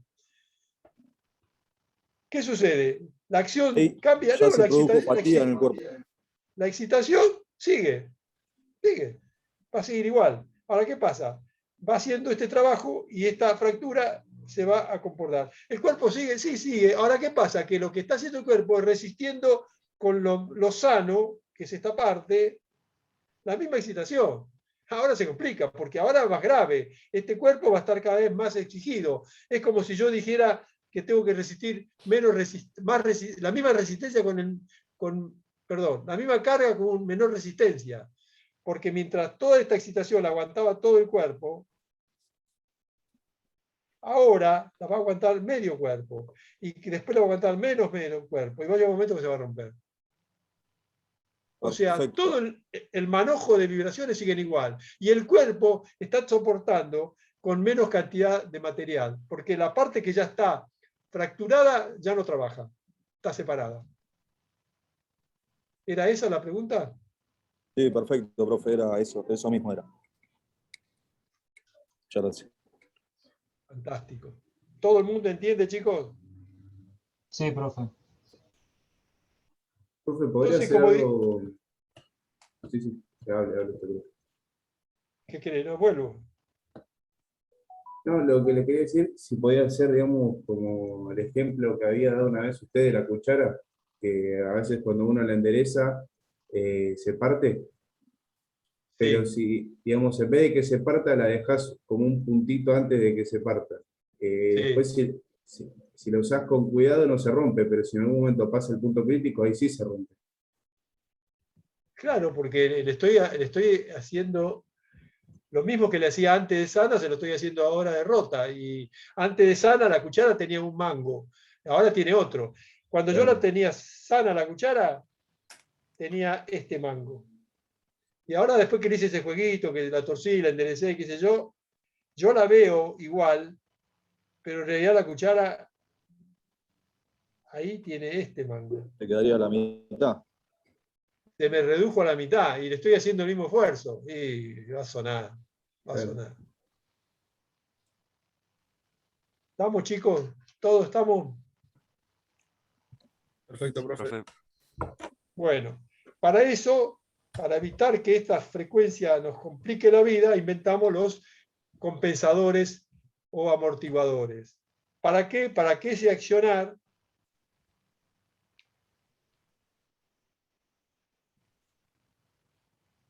que yo hago, cuando se va a generar el pico, le creo el contrasentido.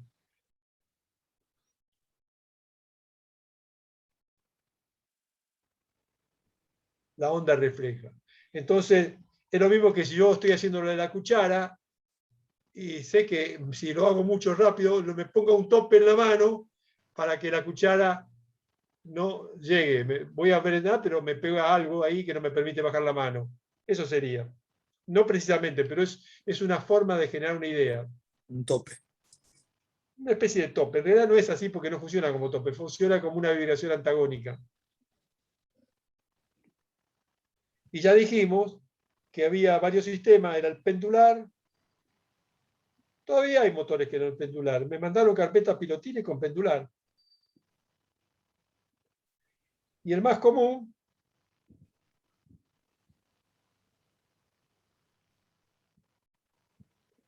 el de la masa unida por una silicona.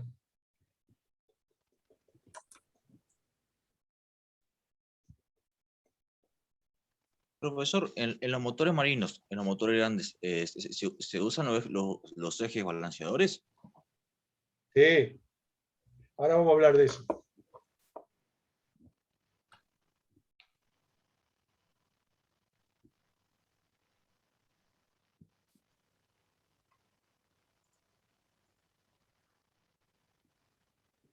Este sistema que inventó Holster o Holset, aparece de las dos maneras, es una llanta que en vez de ser masa suelta, es toda la masa. Entonces es más homogéneo, porque es muy difícil. Usted acuérdese cómo es el diagrama de trabajo.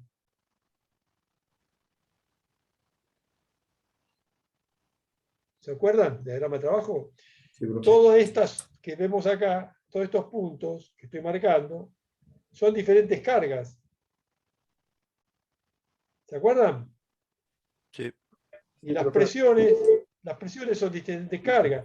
Si yo hiciera ahora un trabajo en un círculo de trabajo, me encontraría que en realidad, si en vez de hacerlo así en el diagrama de trabajo, lo hago que en una vuelta, suponiendo un motor de dos tiempos, me voy a encontrar que hace la compresión, la combustión y la descarga. Eso sería más o menos la carga en un sistema polar, manejando las cargas. Fíjese que esto sería una carga en el eje. Por lo tanto, los motores alternativos son complicados para determinar las vibraciones, porque es muy difícil sacar esas cargas, porque obedecen a una variación de presión y volumen. ¿Se entiende lo que quiero decir? Sí, profe, que tiene cargas variables. Tiene carga variable, no es lo mismo un motor eléctrico.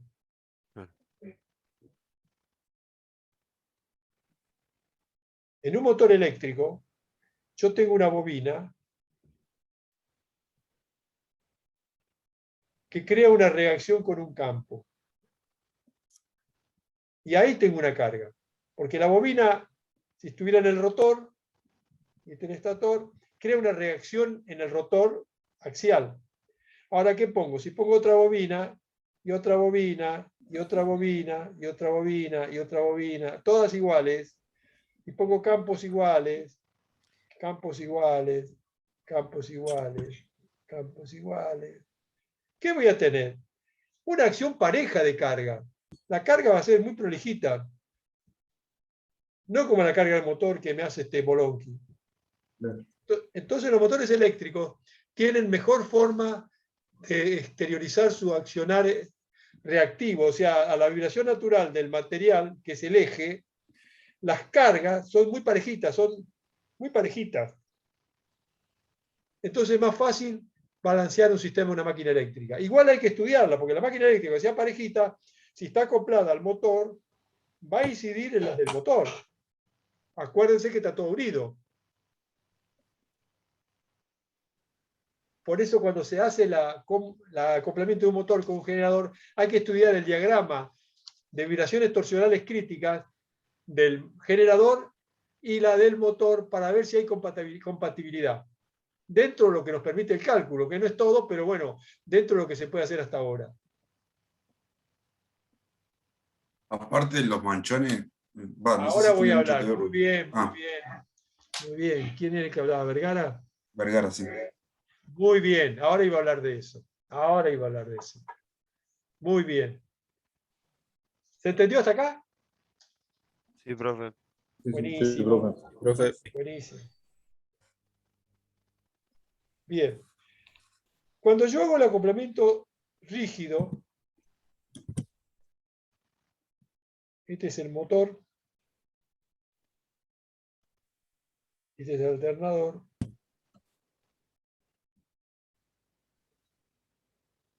Se llama acoplamiento rígido. Tiene que ser perfecto. ¿Qué voy a tener? La incidencia de las vibraciones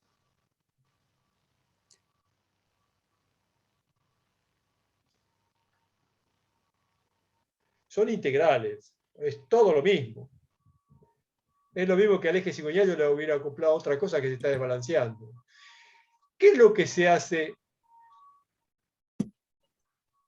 ¿Qué se hace para tratar de evitar esto? Se hace sistema de acoplamiento elástico. Uno de los métodos que hay es que el manchón del motor tiene agujeros. Bueno, acá me salió, bueno, es todo esto macizo. Y el manchón del generador tiene pernos.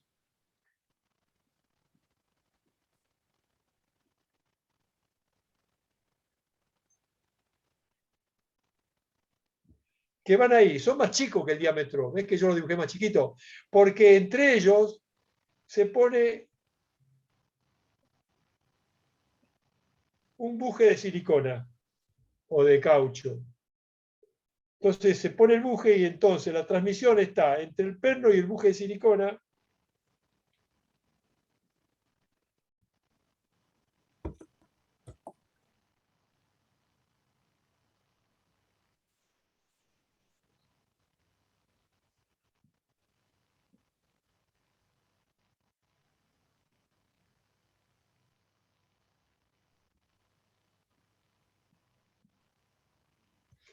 Y el acoplamiento es elástico. No hay decir no hay es un poco difícil. Teóricamente se evita la transmisión de vibraciones del motor al generador. Se disminuye un montonazo. La goma transmite, pero es tan poco que la resistencia del acero no es afectada por la goma o por la silicona. Yo recuerdo este término manchón de escucharlo mucho, que tienen problemas los autos, los Fiat 600. No sé si El será algo que, manchón del eje trasero. claro, se suelen romper mucho. Lo renegaba mucho la gente. Sí, yo también tuve que cambiar cuando tenía Fiat 600. Pero ahí hay dos factores. Ahí no es tanto por la fatiga, sino por los arranques y las paradas. Hay una exigencia permanente mecánica sobre el lanchón. Entonces la goma se destruye. Una cosa que yo pegue en un eje cigüeñal y le dé un golpe y la vibración camina, y otra que le dé una masa tan fuerte que lo rompa el eje cigüeñal. Va a haber transmisión, sí, pero ya lo estoy destruyendo además. ¿Se entendió? Sí, profe. Perfecto. Bueno, esto sería el tema de las vibraciones torsionales. Entonces los motores tienen, borro acá, ¿no? ¿Vamos? Sí, profe. Buenísimo.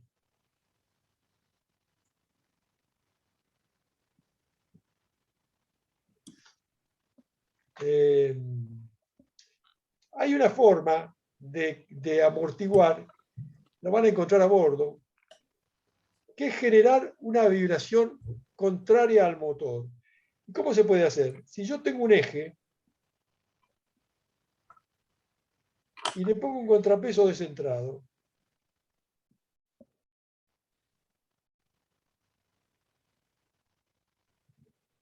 voy a generar una vibración en el eje, porque esta masa está teniendo un accionar ida y vuelta, de acuerdo a lo que recibe, en función de su masa. Quiere decir que en el eje me va a crear una vibración. Si yo esto lo sincronizo con un engranaje al motor principal, puedo generar una vibración que esté vinculada a las vibraciones más anómalas del cigüeñal. Entonces, ¿qué se hace? Se ponen acoplados ambos sistemas y estos ejes rotan junto con el motor y se llaman ejes contrarrotantes. ¿Eso cumple la función como un péndulo, profe? Sí.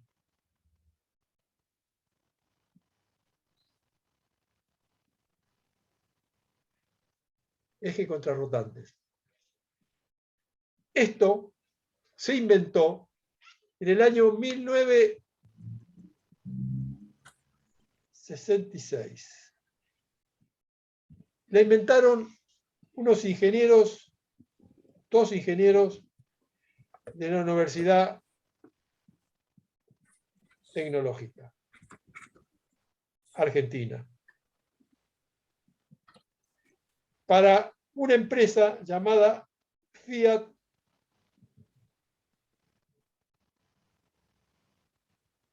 Someca.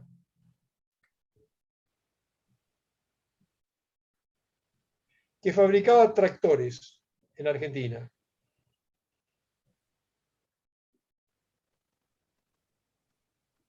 De 3 cilindros.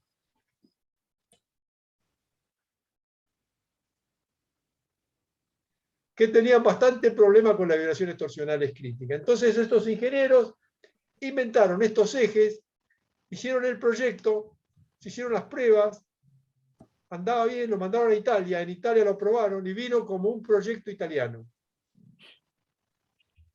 Directamente apareció como si fuera un invento italiano. Se llamaba, porque a mí me hicieron lo mismo con un invento que hice yo. Se llamaba, tenía un nombre en italiano. Una variación técnica, era un boletín técnico que decía que se hacía esto. Los ingenieros le hicieron un juicio a FIA, porque eso era un invento de ellos. No era de FIA Italia, Grandi Motori, oficina de técnica. Y lo perdieron. ¿Por qué lo perdieron? Porque en Argentina hay una cosa que se llama diferencia de título. Es que por tener un título universitario, las empresas me dan un dinerito más. Si el sueldo básico son 5.000, por ahí me dan 6.000 por tener título universitario. Y estos dos ingenieros cobraban la diferencia por título. Entonces la justicia terminó dándole la razón a FIA de que en realidad esa diferencia por título le daba a FIA el derecho a los inventos que tenían estos ingenieros. y perdieron el juicio. Fiat después lo vendió a este sistema por todo el mundo, y los primeros que lo ocuparon fueron los automóviles Mini Cooper, muy asociado al tractor, a los tractores. ¿Por qué? Porque Cooper era fabricante de tractores, inventó el auto, y él se había enterado de los ejes contrarrotantes de los tractores Fiat, y trató con Fiat, y se vendió, Fiat le vendió la licencia de estos ejes contrarrotantes. Entonces ustedes me preguntan, ¿Argentina podía llegar así? Sí, podía. Lo que pasa es que acá adentro hay que estar muy hábil para evitar todo esto quilombo de la guita. El robo de inventos es muy normal en el mundo. Diesel se robó el invento de los motores diésel. Eso no era el invento de diésel, pero él hizo todo un detalle de cómo funcionaba, hizo la presentación y 2 años después de haberse inventado, lo presentó como invento propio y se quedó con todo. Lo mismo hizo Edison, que dice que inventó la lámpara eléctrica. Edison no inventó la lámpara eléctrica, la inventaron los franceses. Lo que Edison descubrió, que estando la ampolla al vacío duraba más tiempo el filamento encendido. Pero lo copió, se lo patentó su nombre, papita para el loro. Disney no inventó el ratón Disney, el ratón Mickey Mouse. Eso lo inventó un dibujante de él, y él lo patentó. Y de esto van a encontrar todo en la vida. Los motores, actualmente yo lo he visto, tienen... Sí. Antes que pase a lo otro, ¿el eje contrarrotante se une por medio de un engranaje al cigüeñal? El contrarrotante es así. El Burmester, los Burmester MAN que ustedes van a ver, son grandotes, así largos, y tienen todo un sistema de un cigüeñal con un árbol de leva, con poleas, y se manejan con cadenas. Y van a encontrar que en algunos motores tiene un eje más, y van a ver las masas dibujadas, que en realidad las tienen como masas, así. La distribución en los Burmester Wine son manejados con cadena. No tienen engranajes, tienen cadena. Ellos son los únicos que tienen eje contrarrotante. El Sulzer no lo tiene. Son los MAM. Y hay gente que te pone el eje contrarrotante y otros motores que no. Porque hay motores que no necesitan. El punto es así. Depende la cantidad de cilindros y la utilización del motor, si le ponen o no compensador. Yo le voy a mandar un trabajo donde sale esta historia, que explica que uno puede elegir si quiere o no un motor con amortiguador de vibraciones torsionales. Entonces, ustedes van a encontrar en algunos mapas o en unos planos que está el eje contrarrotante y el otro no está. Bueno, porque va a depender del motor. Y es un eje largo que está a lo largo de todo el motor que tiene esas masas. Es como un árbol de leva extra. ¿Contesta eso, Ezequiel? Sí, profe, porque ahí vi que usted lo había dibujado uno al lado del otro y pensé que los 2 circulitos que había hecho así querían decir podía estar por engranaje, por supuesto. En los tractores y en el Mini Cooper está por engranaje. Acuérdense que las vibraciones se transmiten por contacto. No necesita estar en el cigüeñal. Por solo hecho de estar transmitiéndola, él le devuelve la vibración, se la devuelve al sistema. En sentido contrario. ¿Se entendió hasta acá? Sí, profe. Perfecto, profe.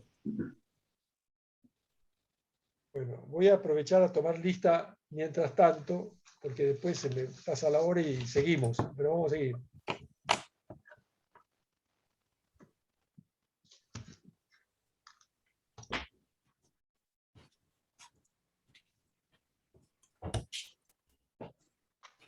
Bueno, chicos, ahora los veo a todos. Antes veía nada más que 3. ¿Cómo va? ¿Va bien? ¿Se entiende? Sí, profe. Hay que ir llevándolo de a poco. ¿Hay que qué? Sí, son temas complicados. Hay que ir asentándolo de a poco en la cabeza. Claro, pero yo les tiro mucho ejemplo, les tiro anécdotas, les tiro para que las cosas queden, porque si es muy técnico, como aparece a veces en los libros, puras ecuaciones que uno no tiene ni de dónde vienen ni a dónde va, Es más difícil, no se entiende nada. Cuando Claro. yo le voy tirando cosas domésticas, experiencias, hechos ocurridos, a usted se le va quedando más grabado, porque a vos te quedó rápidamente que el eje que yo puse del tractor estaba pegado con el engranaje. Bueno, eso te queda porque yo conté una anécdota. Yo te digo no, porque si la situación de la transmisión es forma rígida por el sistema dental o es transmitida por una cadera, y tú decís, ¿qué carajo me estás diciendo? Acá no entiendo nada. ¿Estamos? Mi trabajo es hacerle que sea accesible. Pero con el ejemplo práctico es más fácil. El ejemplo práctico, yo le llamo el ejemplo doméstico, es lo mejor. Bueno, vamos. Balbi. Presente, profe. Bien. Chambi. Presente, profesor. Bien. ¿Vas entendiendo, Chambi? Sí. Por Yo le voy a ir preguntando para saber cómo estamos llevando la clase. Chau. Presente, profesor. ¿Cómo la ves? Y no, complicado, pero porque tengo que repasar un tema de la clase anterior que me quedó medio flojo. Dale, dale, porque si no después se va a hacer muy difícil. Dalmau no vino, ¿no? No. Das Atelería. Presente, profe. ¿Cómo la ves? Es como decía Toldi, profe, hay que ir asimilando poco a poco, viendo... Tiene que leer lo que vimos antes, porque si no, o ver la grabación, tiene que hacerlo, si no se le va a hacer muy complicado. Estamos hablando de cosas que a ustedes ahora, si no leyeron, se les complica. La resonancia, la generación de la vibración, se les complica. Pero porque es piramidal, vamos apuntando cosas que le vamos sumando. Sí, profe. En las clases anteriores hablamos del lavarropa, el contrapeso del lavarropa, hablamos de tantas cosas que no se pueden repetir todas las clases, si no sería eterna. ¿Vamos? Delgado. Bueno, profe. Presente, profesor. ¿Vos la ves bien o también tenés alguna duda? Y hay que leer. Vengo repasando clases anteriores para la próxima. Vengo así. No, porque yo después le voy a tirar el apunte y ahí se le va a complicar, ¿eh? Hay que tener esto claro, porque después cuando vean el apunte, va a decir de pelote total. El apunte es más complicado. Flores. Presente. ¿Dónde está Flores que no te veo? Acá, profe. No sé si Bien. ¿Vos la ves? ¿Se te va aclarando este panorama? Sí. Va bien. Bien. Guzmán. Presente, profe. ¿Cómo la ves vos? ¿Cómo llevas el tema? Bien, profe, voy entendiendo poco a poco, clase a clase, con un poco más de Sí, repaso voy a entender mejor. Vos tenés que repasar más porque tenés tendencia a no repasar, ya me lo dijiste en otras clases también. Sí. Esa tendencia a no mirar los apuntes, no leer, no repasar. Ojo, chicos, ojo. Esas son cosas importantes. Herrera no vino, ¿no? Langer. Langer se fue. Estaba. Recién hizo una pregunta, Langer. Está todavía. Pero recién hizo una pregunta. Presente. Ahí está. Langer, no te veo, Langer. Presente, profe. Estoy en una cafetería. Ojo, que tengo si no mal te pongo internet. si no te pongo acá. que te fuiste. Lobos. No, estoy acá, profe. Estoy acá, ¿me ve? Sí, ya te vi. Lobos. Sí, profesor, presente. ¿Vos, Lobos, cómo vas con el tema? ¿La vas llevando? Sí, se entiende. Hoy estuve repasando temprano. Buenísimo. Es lo mejor. Cuando repasás lo tenés que estudiar a fin de año. No hace falta. Matijac. Presente, profesor. Bien. Vos hiciste algunas preguntas. ¿Cómo andás? ¿Te vas llevando? Sí, profesor, se va entendiendo. Fantástico. Robles. Presente, profesor. Y a vos te debe decir el día y la noche, ¿no? Estuve viendo las últimas clases, así que estoy entendiendo bastante. Esperemos que no. ¿Vas a seguir asistiendo o vas a seguir faltando? ¿Cómo viene la mano? No voy a asistir. No me falle, si no, no te puedo salvar después. Sí, profe. Rodríguez no vino. Romero no vino. Toldi, bueno, vos la vas Presente, profe. entendiendo. Sí, vos la entendés, ya me di cuenta. Vega. Vega. Vega se sentía mal porque se había dado la vacuna. Me dijo que capaz que faltaba hoy. Sí, pero se ve que se dio muchas vacunas porque tiene muchos ausentes. Vergara. Presente, profesor. ¿Y vos, Vergara, qué tal? Está interesante el tema, está interesante. Muy, Es muy bueno. Y lindísimo, esto, es lindísimo, muy moderno además, un sistema repiola. Aparte nos sí. aclara muchas curiosidades, muy lindo tema. Bueno, vamos a seguir con el tema. Profe, yo tenía una duda. Dale. Me gustó mucho ver cuando usted dio los ejemplos de vibraciones que afectan a un cuerpo de diferentes lados. Nosotros sabemos que las vibraciones se propagan en todos los sentidos. Y cuando, por ejemplo, tenemos dos vibraciones que se chocan, que una va para un sentido y la otra va en el sentido contrario, ahí produciría una fuerza que produciría mayor excitación, o sería siempre nomás la suma.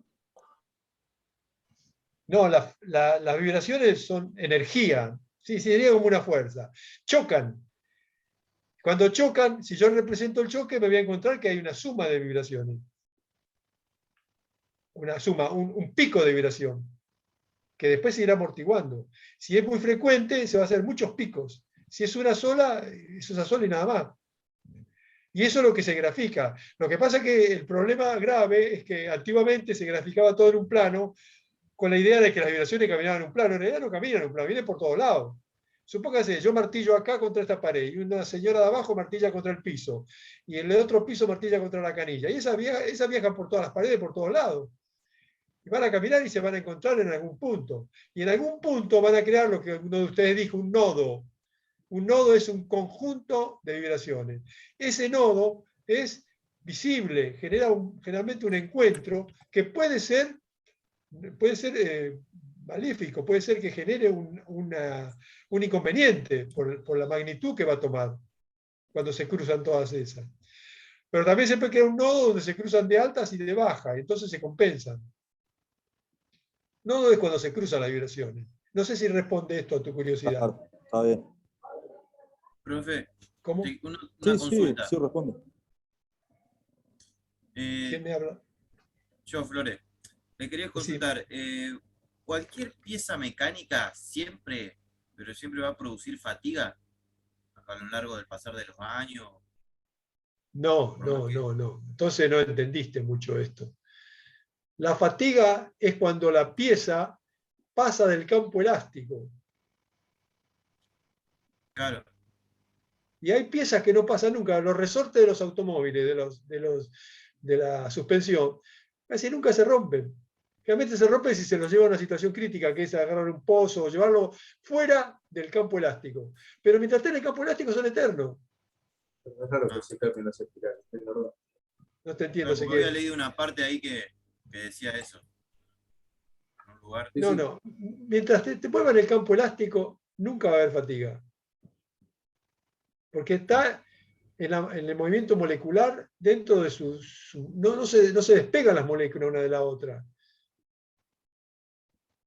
Si alguno pone de que con el tiempo se va a envejecer, está equivocado.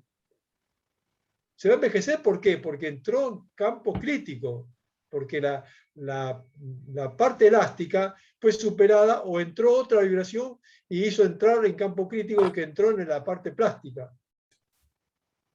A ver. ¿Se entiende hasta acá? Sí. Pero si no, entonces la Tour Eiffel ya se tendría que haber caído. Claro. ¿Sabés la cantidad de vibraciones que recibe la Tour Eiffel? La del planeta mismo, la del sonido de las bocinas, los ascensores que trabajan adentro, la gente que sube y que baja, los ruidos de todos lados. Está el tránsito, todo eso y está ahí, hace ya cientos de años que está ahí, y no pasa nada. Y no va a pasar nada. Porque está siempre en campo elástico. Ahora si agarra uno de la punta, viene King Kong y le tira la punta por un lado al otro y tira por un lado y ahí la va a hacer pelota. Mientras está en el campo elástico no pasa nada. Cuando venzo el campo elástico estoy en crisis. Ahí no es que va a pasar algo. Se está generando una fractura, pero no la vamos a hacer visible. ¿Cómo? Una fractura intermolecular. Claro. Entonces ahora vamos a hablar de cómo se exterioriza una fractura.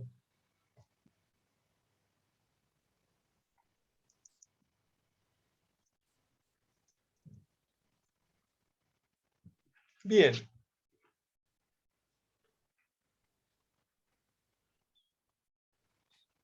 Si yo tengo una pieza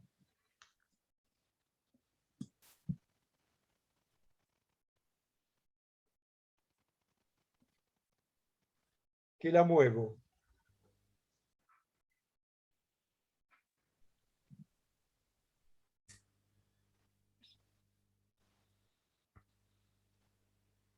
¿qué zonas están afectadas en su condición física?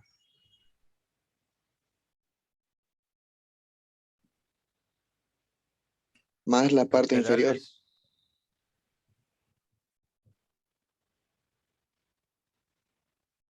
Parte del medio. Muy bien, la parte del medio. Ahí se las marqué. Porque las moléculas ahí se abren o se comprimen. O se estiran o se comprimen. Esa es la accionar del envejecimiento. Es justamente trabaja en el campo elástico. Si yo me excedo, ahí va a pasar. Si yo tengo ahora un eje,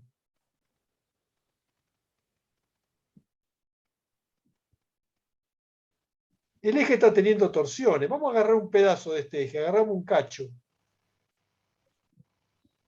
un pedacito del eje. Y este tiene un centro y tiene una parte externa. Y esto se está moviendo para allá y para acá.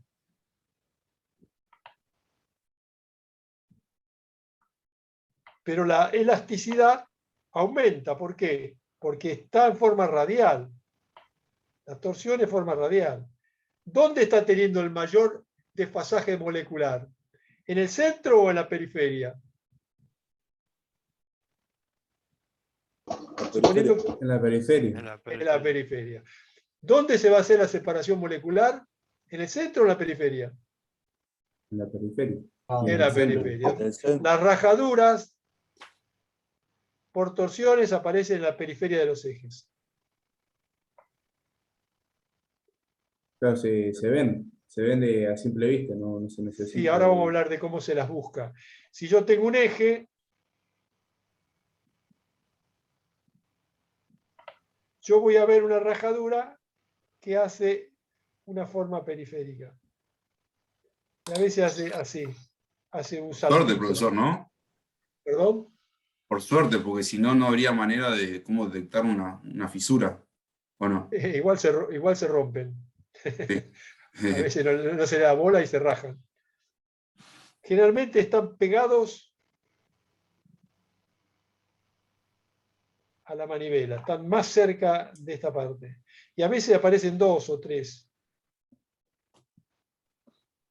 Yo encontré rajaduras en cigüeñales, estuve investigando, por eso me interesa tanto el tema, porque lo investigué a fondo toda mi vida. Yo tuve motores que verificarlos para ver si estaban rotos y algunos venían ya rajados. Compré 8 motores usados para rearmar y para armarlo tenía que verificar que no estuvieran mal. Y encontré ejes que estaban mal. Entonces de 8 motores logré armar 4.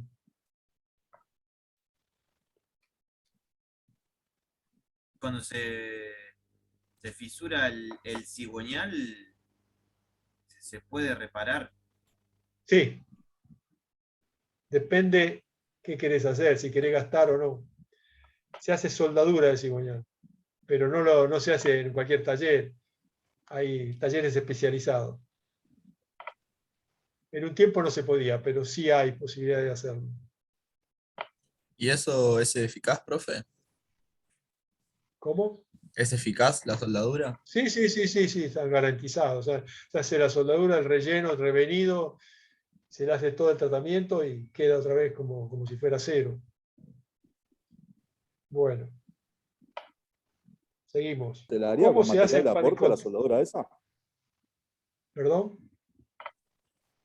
¿Te la haría con material de aporte esa soldadura?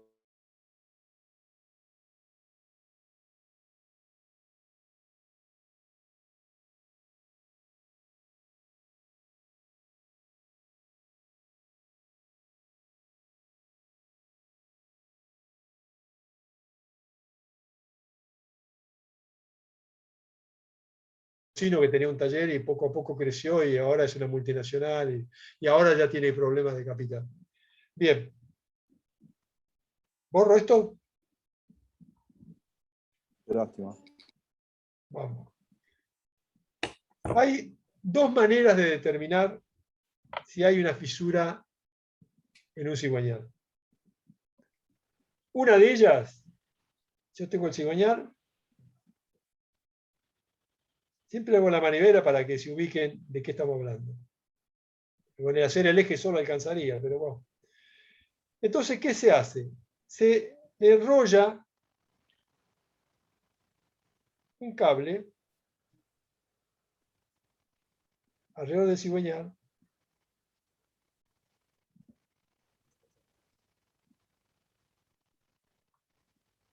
que se lo magnetiza con una batería.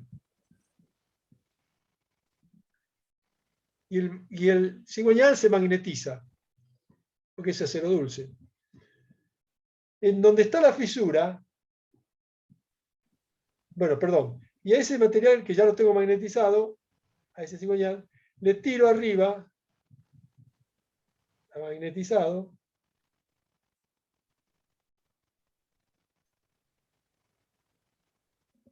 limaduras de hierro.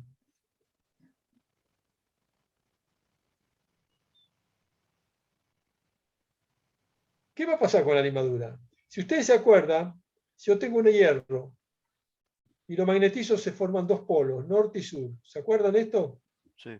Lo tienen que haber visto en la electricidad Claro, también. como que se levantan, ¿no? En la parte de la fractura, No, esperá.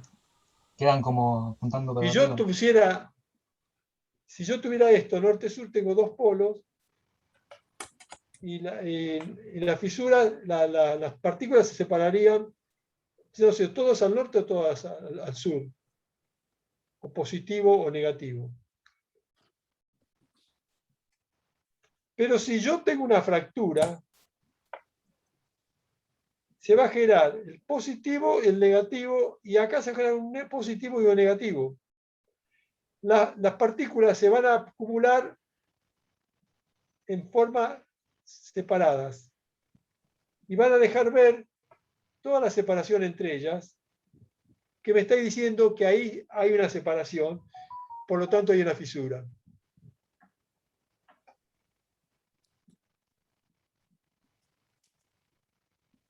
¿Fisura es el paso a seguir de la fatiga, se podría decir? No, ya, ese me está diciendo que ya la fisura es la separación molecular, es la fatiga. La fatiga se está haciendo evidente, se está separando.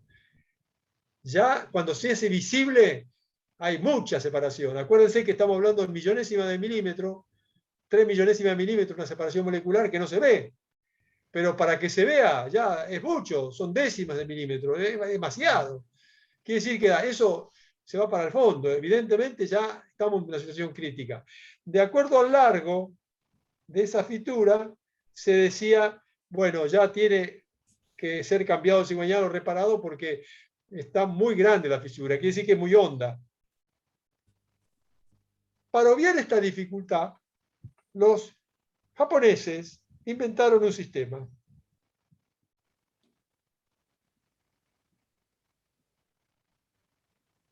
Los japoneses lo que hacen al eje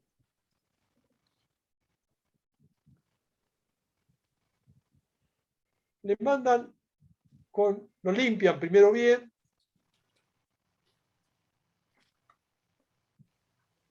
y le tiran un líquido penetrante con el aerosol, llaman tintas penetrantes. Es el mismo de las soldaduras, ¿no? El que se utiliza. Sí.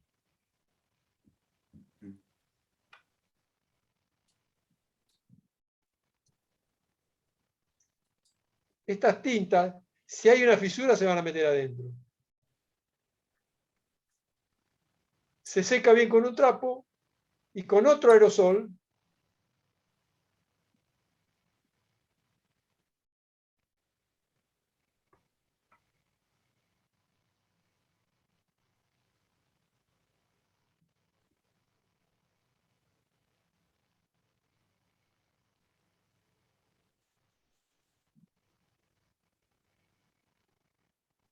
tiro un polvo arriba de la tinta penetrante, de donde puse antes la tinta penetrante. ¿Qué va a pasar? Si hay una fisura, se va a marcar con el color, todo va a quedar todo blanco, pero donde quedó la tinta penetrante me va a marcar en color, generalmente rosa, la fisura.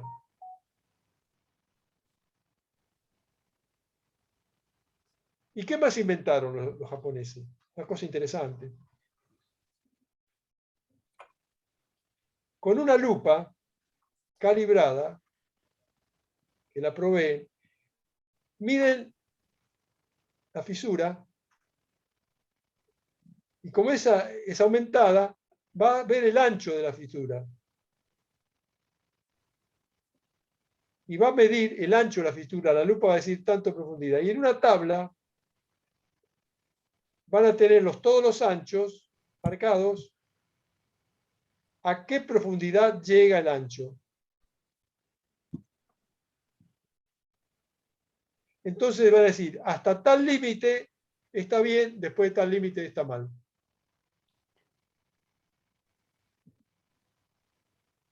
Si es muy profunda, de determinado valor que tiene marcado por experiencia, dice no, todavía tiene tanta vida o no tiene tanta vida. Porque estas fisuras son muy pequeñas y algunas son superficiales. Hay fisuras que son tan pequeñas que no tienen ninguna importancia. 1/10, 2/10 de milímetro. Y sale apenas marcada. Cuando es más honda, la ranura es más ancha. Profe, Sí. ¿se hacen inspecciones de esto en los buques? Sí, hay algunos buques que piden verificación de cigüeñal con métodos adecuados, puede ser esto o el sistema anterior, cada, no sé, 50.000 horas, 100.000 horas, cuando han estado trabajando sin compensadores de vibraciones torsionales. Perfecto.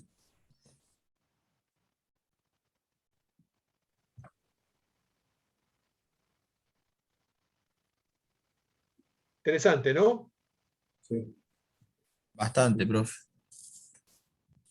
Yo les cuento que estas cosas todas las viví yo personalmente, porque las aprendí mientras estaban en taller y después con mi taller naval teníamos que hacer todo esto.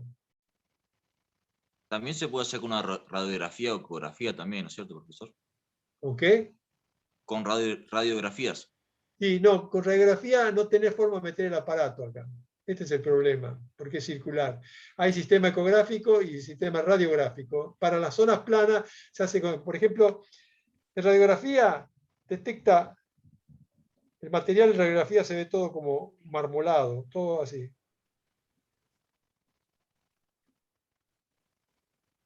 Todo como triturado, como si fueran pedacitos pegados y alguna parte muestra